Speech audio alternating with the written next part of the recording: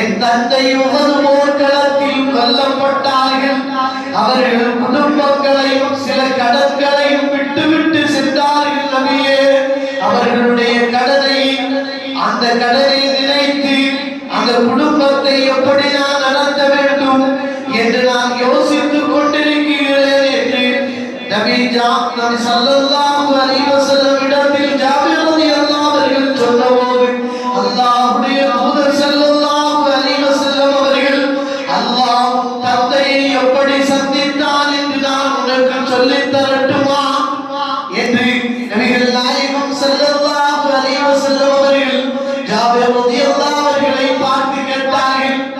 சொல்லுங்கள் நபியே, எல்லோரும் அல்லாஹ்வை சந்திப்பதற்கு திரை இருக்கின்றது.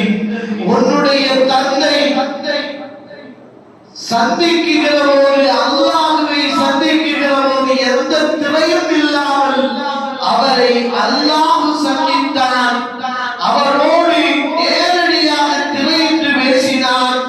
என அடியானை, உனக்கு என்ன வேண்டும், நீ ஆசைப்படுகிறாய் என்று உனக்கு எதையும் நான் கொடுக்கிறேன் என்று அல்லாஹ் ரப்பல் ஆலமீன் அவருடைய தந்தையிடத்தில் சொன்னான்.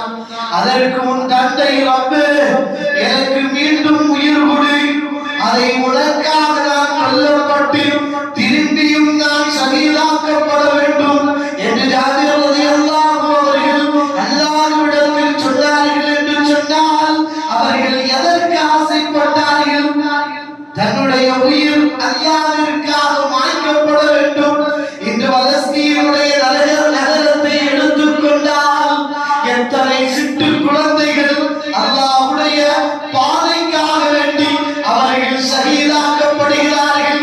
பலஸ்தீனுடைய மாநகரம் எப்படி மாற்றப்பட்டிருக்கிறது?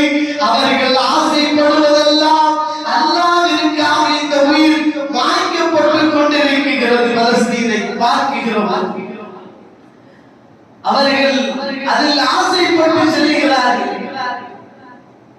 இன்று அந்த